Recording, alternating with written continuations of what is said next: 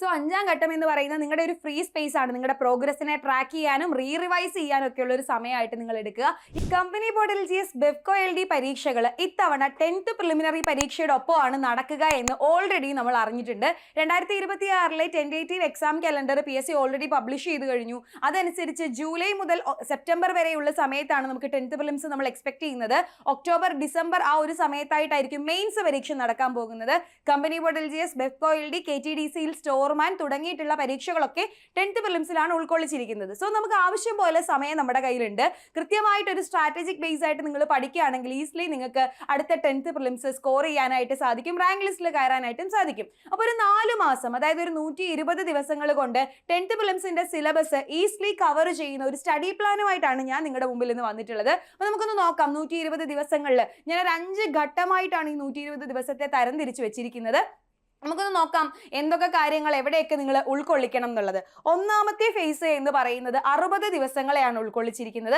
അവിടെ നമ്മൾ വളരെ ബേസിക് ആയിട്ടുള്ള സബ്ജക്റ്റുകളാണ് പഠിക്കുന്നത്. ഇവിടെ നിങ്ങൾ ശ്രദ്ധിക്കേണ്ട കാര്യം, ഈ ആദ്യത്തെ 60 ദിവസങ്ങളിൽ നിങ്ങൾക്ക് ആശ്രയിക്കാൻ പറ്റുന്ന ഏറ്റവും വലിയ സോഴ്സ് എന്ന് പറയുന്നത് SCERT പാഠപുസ്തകങ്ങളാണ്. അപ്പം നിങ്ങൾ ചിന്തിക്കും, 5ാം ക്ലാസ് മുതൽ 10ാം ക്ലാസ് വരെയുള്ള SCERT പാഠപുസ്തകങ്ങൾ നമ്മൾ നോക്കണം അല്ലെ. ഈ 5 മുതൽ 10 വരെയുള്ള SCERTയിൽ ഏതൊക്കെ ചാപ്റ്ററുകളെ നോക്കണം എന്നുള്ളതിനെ കുറിച്ച് കൺഫ്യൂഷൻ നിങ്ങൾക്ക് ഉണ്ടാകും. അപ്പോൾ SCERT ചാപ്റ്റർ ലിസ്റ്റ് നിങ്ങൾക്ക് ഞാൻ തരേണ്ടതായിട്ടുണ്ട്. അപ്പോൾ നമ്മുടെ കമന്റ് ബോക്സിൽ ഞാൻ ഒരു ലിങ്ക് പിൻ ചെയ്ത് കൊടുത്തേക്കാം.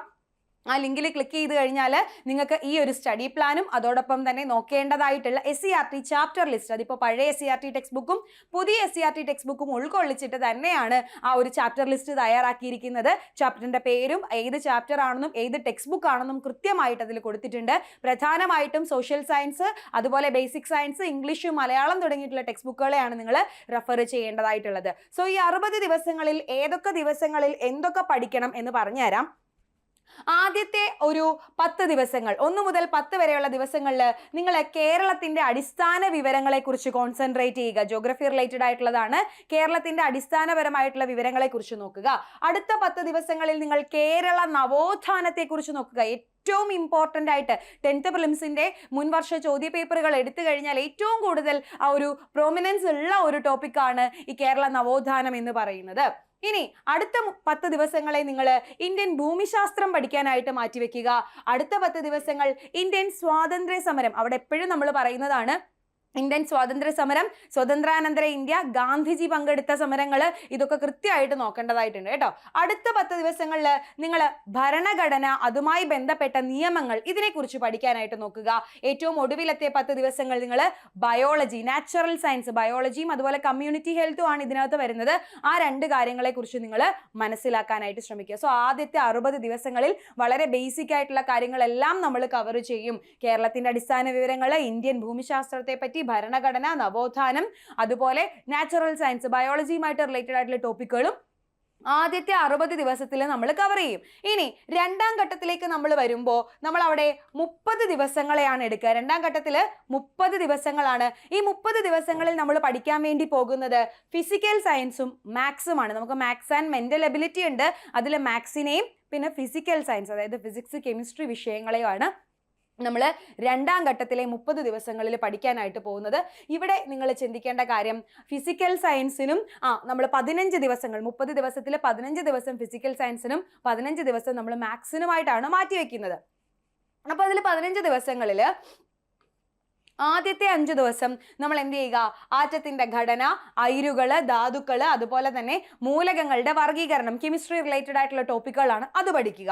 പിന്നെയുള്ള 5 ദിവസം നമ്മൾ ഹൈഡ്രജൻ, ഓക്സിജൻ, അതുപോലെ തന്നെ മാറ്റർ, ദ്രവ്യം എന്താണ്, പിണ്ഡം അതായത് മാസ് എന്താണ്, അതുപോലെ തന്നെ ദൈനംദിന ജീവിതത്തിലെ രസതന്ത്രം, നമ്മൾ കെമിസ്ട്രി ഇൻ എവരിഡേ ലൈഫ് എന്ന് പറയുന്ന സംഭവം, നമ്മൾ സോപ്പ്, ഡിറ്റർജന്റ്, ആസിഡുകൾ തുടങ്ങിയിട്ടുള്ളവയെ പറ്റിയൊക്കെ പഠിക്കുന്നത് അവിടെയാണ്. അതിനെക്കുറിച്ച് നോക്കുക. അടുത്ത 5 ദിവസങ്ങളിൽ നിങ്ങൾ ഫിസിക്സ് റിലേറ്റഡ് ആയിട്ടുള്ളത്, അതായത് പ്രവൃത്തി, ഊർജം, താപം, പ്രകാശം, ചലനം, ബലം, ശബ്ദം, ഇങ്ങനെയുള്ള കാര്യങ്ങളെ കുറിച്ച് പഠിക്കുക. വളരെ കോംപ്ലിക്കേറ്റഡ് ആക്കാനൊന്നും നിൽക്കേണ്ട. വളരെ ബേസിക് ആയിട്ടുള്ള കാര്യങ്ങൾ SCERT ബേസ്ഡ് ആയിട്ട് പഠിച്ചാൽ മതിയാകും. അപ്പോൾ 15 ദിവസങ്ങൾ കൊണ്ട് ഫിസിക്കൽ സയൻസ്, അതായത് ഫിസിക്സ്, കെമിസ്ട്രി തുടങ്ങിയിട്ടുള്ള പോർഷൻസ് നമ്മൾ പഠിച്ചു കഴിയും. അടുത്ത 15 ദിവസങ്ങളിൽ നമ്മൾ മാത്സ് അല്ലേ പഠിക്കുന്നത്. മാത്സിൽ നിങ്ങൾ സംഖ്യകളും അടിസ്ഥാന ക്രിയകളും നോക്കണം, ലസാഗു, ഉസാഖ തുടങ്ങിയിട്ടുള്ള ടോപ്പിക്കുകൾ നോക്കണം. ഭിന്നസംഖ്യകളെ പറ്റിയും ദശാംശ സംഖ്യകളെ പറ്റിയും അംശബന്ധത്തെ പറ്റിയും ഒക്കെ നിങ്ങൾ വർഗം തുടങ്ങിയിട്ടുള്ളത്, ശരാശരി, ലാഭനഷ്ടം, സമയം റിലേറ്റഡ് ആയിട്ടുള്ള കണക്കുകൾ, ഇതൊക്കെ നിങ്ങൾ അവിടെ പഠിക്കേണ്ടതായിട്ടുണ്ട്. സോ രണ്ടാം ഘട്ടത്തിലെ 30 ദിവസം, ആ 30 ദിവസത്തിൽ ആദ്യത്തെ 15 എന്ന് പറയുന്നത് ഫിസിക്കൽ സയൻസിനും, അതായത് ഫിസിക്സ് കെമിസ്ട്രി വിഷയങ്ങൾക്കും, രണ്ടാമത്തെ 15 എന്ന് പറയുന്നത് മാത്സിനുമായിട്ട് നിങ്ങൾ മാറ്റിവെക്കുക. അപ്പൊ മൂന്നാമത്തെ ഫേസ് എന്ന് പറയുന്നത് നമ്മൾ 20 ദിവസങ്ങളെയാണ് അവിടെ എടുത്തിട്ടുള്ളത്. ഈ 20 ദിവസങ്ങളിൽ നിങ്ങൾ പഠിക്കാൻ പോകുന്നത് മെന്റൽ എബിലിറ്റി. മാത്സ് ഓൾറെഡി നമ്മൾ പഠിച്ചല്ലോ. ഇനി മെന്റൽ എബിലിറ്റിയും അതുപോലെ സമകാലിക സംഭവങ്ങൾ, കറണ്ട് അഫെയർ 10th പ്രിലിംസിനെ സംബന്ധിച്ചിടത്തോളം പ്രത്യേകമായിട്ട് എടുത്തു പറഞ്ഞിരിക്കുന്ന ഒരു വിഭാഗമാണ്. സോ ഇതിനെക്കുറിച്ചാണ് നമ്മൾ അടുത്ത ഫേസിൽ പഠിക്കാനായിട്ട് പോകുന്നത്.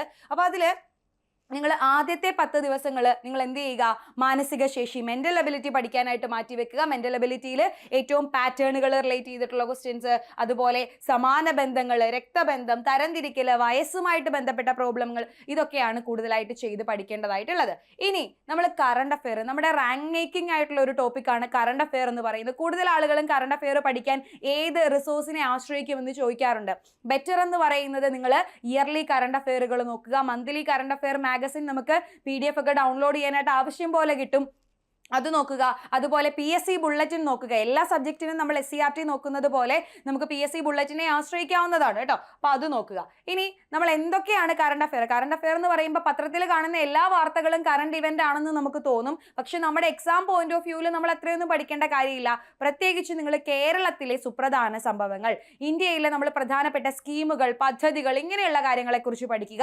അപ്പോൾ അന്തർദേശീയ സംഭവങ്ങളിൽ തന്നെ പ്രധാനപ്പെട്ട പുരസ്കാരങ്ങളെ പറ്റിയോ അങ്ങനെയുള്ള കാര്യങ്ങളൊക്കെയാണ് പഠിക്കേണ്ടത്. പിന്നെ നമ്മുടെ ലിറ്ററേച്ചറുമായിട്ടും അതുപോലെ സ്പോർട്സുമായിട്ടൊക്കെ ബന്ധപ്പെട്ടിട്ടുള്ള പ്രധാനപ്പെട്ട പുരസ്കാരങ്ങൾ, റീസെന്റ് ആയിട്ട് അന്തരിക്കപ്പെട്ട വ്യക്തികൾ, ഇങ്ങനെയുള്ള കാര്യങ്ങളെയും നമ്മൾ സമകാലിക സംഭവം, അതായത് കറണ്ട് അഫെയറിനകത്ത് പഠിച്ചു വെക്കേണ്ടതാണ്. അപ്പൊ കലാ, സാഹിത്യം, സാമ്പത്തികം, സംസ്കാരം തുടങ്ങിയിട്ടുള്ള മേഖലകളിലെ ഒരു പുരസ്കാരങ്ങൾ, ഇതൊക്കെ നമ്മൾ എവിടെ പഠിക്കണം, കറണ്ട് അഫെയറുമായിട്ട് റിലേറ്റ് ചെയ്ത് പഠിക്കണം. അതിനോടൊപ്പം തന്നെ കേരളത്തിലെയും ഇന്ത്യയിലെയും പ്രധാനപ്പെട്ട സ്കീമുകൾ, പദ്ധതികൾ, പുതിയ പുതിയ പ്രൊജക്റ്റുകൾ, ഇതിനെ പറ്റിയിട്ടുള്ള ധാരണ നിങ്ങൾക്ക് വേണം. അപ്പോൾ ബഡ്ജറ്റ് ഒക്കെ പ്രഖ്യാപിച്ച സമയമാണെങ്കിൽ അതിനെ പറ്റിയിട്ടൊക്കെ നല്ല ധാരണ കറണ്ട് അഫെയറിന്റെ ഭാഗത്ത് നിങ്ങൾ ഉണ്ടാക്കി വെക്കേണ്ടതാണ്.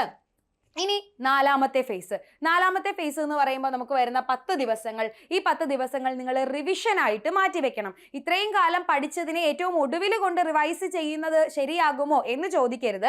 കാര്യം ഓരോ ഫേസിലും നിങ്ങൾ ഡെയിലി പഠിക്കുന്ന ടൈമിൽ അന്നന്ന് പഠിച്ച സംഭവങ്ങളെ തൊട്ടടുത്ത ദിവസങ്ങളിൽ റിവൈസ് ചെയ്യുന്ന രീതിയിൽ തന്നെ പോകണം. ഡെയിലി റിവിഷൻ വേണമെന്ന് എപ്പോഴും നമ്മൾ പറയാറുള്ളതാ. അപ്പോൾ ഏറ്റവും ഒടുവിൽ ഒരു വൈൻഡ് അപ്പ് സെഷൻ ആണല്ലേ, നമ്മുടെ ആ ഒരു അത്രയും ദിവസത്തെ സ്റ്റഡി പ്ലാൻ നമ്മൾ വൈൻഡ് അപ്പ് ചെയ്യുകയാണ്. സോ അവിടെ നിങ്ങൾ എന്ത് ചെയ്യാം, നിങ്ങൾ 10 ദിവസം റിവൈസ് ചെയ്യുക, കൃത്യമായി തന്നെ റിവൈസ് ചെയ്യാനായിട്ട് ശ്രമിക്കുക. അവിടെ ചെയ്യേണ്ട കാര്യങ്ങൾ എന്ന് പറഞ്ഞാൽ നിങ്ങൾ PYQവിനെ കൂടുതലായിട്ട് ഫോക്കസ് ചെയ്യേണ്ടത് ഈ ഒരു സമയത്താണ്. നിങ്ങൾ മോക്ക് ടെസ്റ്റുകൾ അറ്റൻഡ് ചെയ്യേണ്ടത് ഈ സമയത്താണ്. അതുപോലെ തന്നെ നമ്മളിപ്പോൾ നവോത്ഥാന നായകരുടെയൊക്കെ പുസ്തകങ്ങൾ മിക്കപ്പോഴും പരീക്ഷയ്ക്ക് ചോദിക്കാറുണ്ട്. അതിനെക്കുറിച്ച് കൃത്യമായിട്ടൊരു ഫ്ലോ ചാർട്ടൊക്കെ ഉണ്ടാക്കി വെക്കാം. അതുപോലെ മാത്സിൻ്റെയും സയൻസുമായിട്ടൊക്കെ റിലേറ്റഡ് ആയിട്ടുള്ള ഫോർമുലകൾ, ഇക്വേഷൻസിനെ കുറിച്ചൊക്കെ അതൊക്കെ ഒന്ന് ഇരുത്തം വരുത്തേണ്ടത്, തറം വരുത്തേണ്ടത് ഈ ഒരു റിവിഷൻ ടൈമിലാണ്. അപ്പോൾ ഈ ഒരു 120 ദിവസങ്ങൾ കൊണ്ട് ഇപ്പോൾ 60, 30, 20, 10 എന്ന് പറഞ്ഞിട്ട് നമ്മൾ ആ 4 ഘട്ടങ്ങളാക്കി തിരിച്ചിട്ടുണ്ട്. ഞാനൊരു 5ാം ഘട്ടത്തെക്കുറിച്ച് കൂടി വീഡിയോയുടെ തുടക്കത്തിൽ പറഞ്ഞിട്ടുണ്ട്. ഈ 5ാം ഘട്ടം നിങ്ങൾക്ക് നിങ്ങളുടെ പ്രോഗ്രസ്സിനെ അസസ് ചെയ്യാനും കൂടുതൽ വിലയിരുത്താനുമുള്ളൊരു ഫ്രീ സ്പേസ് ആയിട്ട് കരുതിയാൽ മതി. 5ാം ഘട്ടത്തിൽ നിങ്ങൾ ചെയ്യേണ്ടത് ഇതുവരെ പഠിച്ചതിനെ നമ്മൾ റിവൈസ് ചെയ്യുന്നതിനെ റിവൈസ് ചെയ്യുകയും, അതായത് എത്രത്തോളം റിപ്പീറ്റ് ചെയ്ത് പഠിക്കുന്നോ അത്രത്തോളം അത് നമുക്ക് ഗുണമാവുക ചെയ്യുന്നത് അല്ലേ. അപ്പോൾ എത്രത്തോളം റിപ്പീറ്റ് ചെയ്തോ അത്രത്തോളം അത് നമ്മുടെ മെമ്മറിയിൽ നിൽക്കും. അതുകൊണ്ട് നിങ്ങൾ ഇതിനെ റിപ്പീറ്റ് ചെയ്യുകയും റിവൈസ് ചെയ്യുകയും അതുപോലെ കൂടുതൽ ചോദ്യ മാതൃകകൾ കണ്ടെത്തി പഠിക്കുകയൊക്കെയാണ് ചെയ്യേണ്ടത്. ഏതെങ്കിലുമൊക്കെ പോർഷൻസിൽ എന്തെങ്കിലും കാര്യങ്ങൾ വിട്ടുപോയിട്ടുണ്ടെങ്കിൽ അതിനെ ഒന്ന് തിരിച്ചുപോയി ഒന്ന് പഠിക്കാനുള്ള ഒരു സ്പൈറൽ രീതിയിലായിരിക്കണം നിങ്ങളുടെ പഠനം എന്ന് പറയുന്നത്. നിങ്ങളിങ്ങനെ കണ്ടിന്യൂസ് ആയിട്ട് പഠിച്ചു വരുന്നു. ഈ കണ്ടിന്യൂസ് ആയിട്ട് പഠിച്ചു വരുന്ന സമയത്ത് ഏതെങ്കിലുമൊക്കെ പ്രീവിയസ്ലി പഠിച്ച കാര്യം മറക്കുമ്പോൾ നമ്മൾ എന്ത് ചെയ്യണം, തിരിച്ച് അവിടെ പോയി അത് വീണ്ടും കറക്റ്റ് ചെയ്തിട്ട് തിരിച്ചു വരണം. അപ്പോൾ അങ്ങനെയുള്ള ആ ഒരു രീതിയിൽ വേണം നിങ്ങൾ പഠിച്ചു പോകാനായിട്ട്. സോ 5ാം ഘട്ടം എന്ന് പറയുന്നത് നിങ്ങളുടെ ഒരു ഫ്രീ സ്പേസ് ആണ്. നിങ്ങളുടെ പ്രോഗ്രസ്സിനെ ട്രാക്ക് ചെയ്യാനും റിവൈസ് ചെയ്യാനും ഒക്കെ ഉള്ള ഒരു സമയമായിട്ട് നിങ്ങൾ എടുക്കുക. ഇങ്ങനെ 120 ദിവസങ്ങൾ നിങ്ങളൊന്ന് പരിശ്രമിച്ചിട്ടുണ്ട് എന്നുണ്ടെങ്കിൽ തീർച്ചയായിട്ടും 10th പ്രിലിംസിന്റെ ആ ഒരു സിലബസ് ഈസിലി കവർ ചെയ്യാൻ നിങ്ങൾക്ക് സാധിക്കും. നല്ല രീതിയിൽ തന്നെ ജൂലൈയിൽ നടക്കുന്ന പ്രിലിംസ് പരീക്ഷയ്ക്ക് പോകാനായിട്ട് പറ്റും.